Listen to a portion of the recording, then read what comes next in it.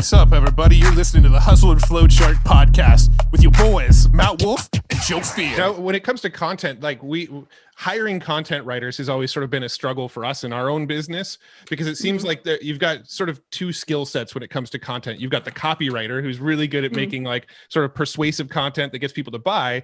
And then you've got the sort of content writer who is good at finding facts and data and organizing it into like a readable article, but it's not necessarily persuasive to sell. And I feel like to have a really good like affiliate content site, you really need the blend of both. And that's like a unicorn, like having somebody that's a great content writer and a great copywriter. Yeah, so I would say at first my content writer is a content writer. She's not a copywriter. Her goal is essentially to write content that ranks in Google. And once it ranks in Google, that's where I'll come in and make tweaks to it using, that positive, negative sort of tactics and other copywriting tactics. So she's not an expert. She's not like writing for newspapers or anything. She's just adhering to guidelines, and then I'm able to tweak it after the fact. So is there so I'm just thinking, like in our business, we have a few frameworks that when we write a blog post or create a video or whatever, we kind of follow. Like, could you share like a framework maybe of like how a specific blog post would look like that helps to whatever motivation? I don't know if it's like if you have different frameworks for different reasons, but that could be kind of interesting here. So it varies, obviously, depending on what you're writing. But the rule of thumb is to answer the query. So if it's a how-to query, don't tell them go buy something. Don't tell them, why something exists. Tell them how to.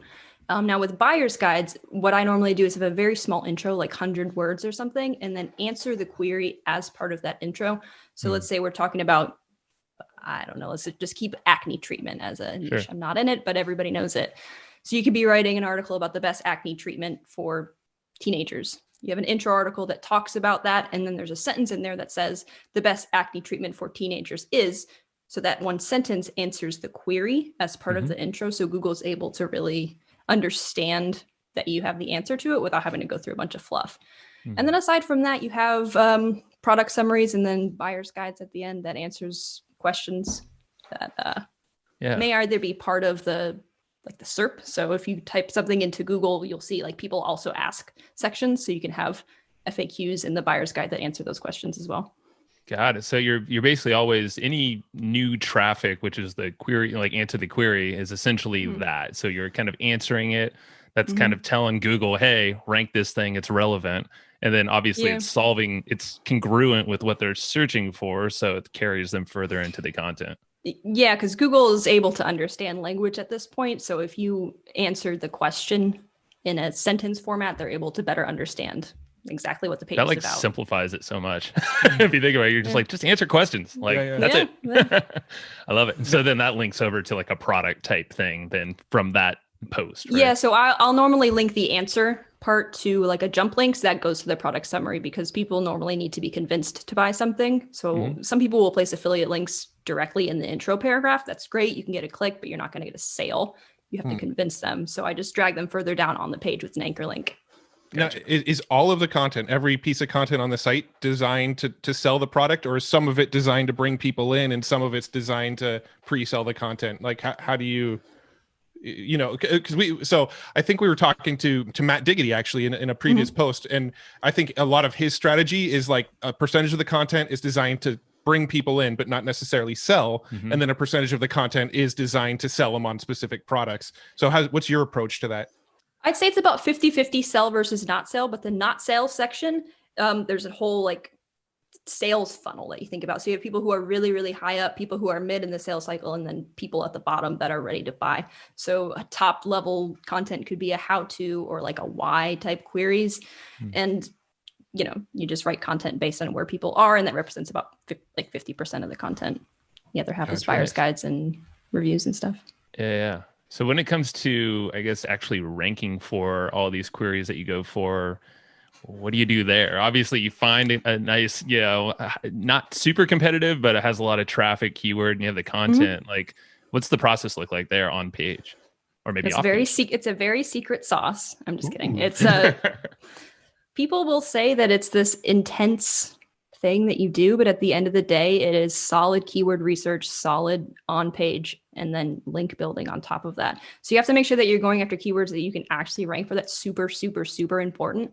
And if you rely on tools like Ahrefs, please note that their keyword difficulty is based off of number of links that are pointing to a page. So if you were to search for a term and it says keyword difficulty 0, 9 times out of 10, that's because of a bunch of high authority websites are ranking. So they don't need links pointing to that page. They're ranking because they're an authority. So actually doing your homework on the keyword research and finding the right keywords is the most important thing. And then your content, make it so that Google can understand it, reverse engineer what is already ranking. So finding your word count based on competitors and then link building to it. I gotcha. Have you used things like Yoast SEO, like for the back end to optimize? Yeah. Yoast, there's Yoast and Rank Math that's like for doing title tags and stuff like that. I don't follow the rules when it says like your SEO score is 0. Like most of my SEO scores is 0. It's stupid. I don't follow that, but I use it for like title tags and stuff. Okay. Gotcha. Yeah. What other sort of on-page SEO efforts? Like what's like the 80-20? Like what should people be focusing on with on-page SEO? Your H1, your title tag, and your URL. So make sure those are all relevant and consistent. So the URL, for example, make sure it's not like 45,000 characters long, and make sure it's also not like post 257XYZ. Make sure it's like keyword relevant. And then your H1, make sure you have 1, make sure it's relevant, and your title tag. Don't make your H1 and your title tag the same thing. So go after multiple keywords with those 2 elements. That way you're able to rank for more things. I see a lot of people doing the same H1 as their title tag. And would they be like super closely related, or like how would you like, let's use the acne example. Like, sure.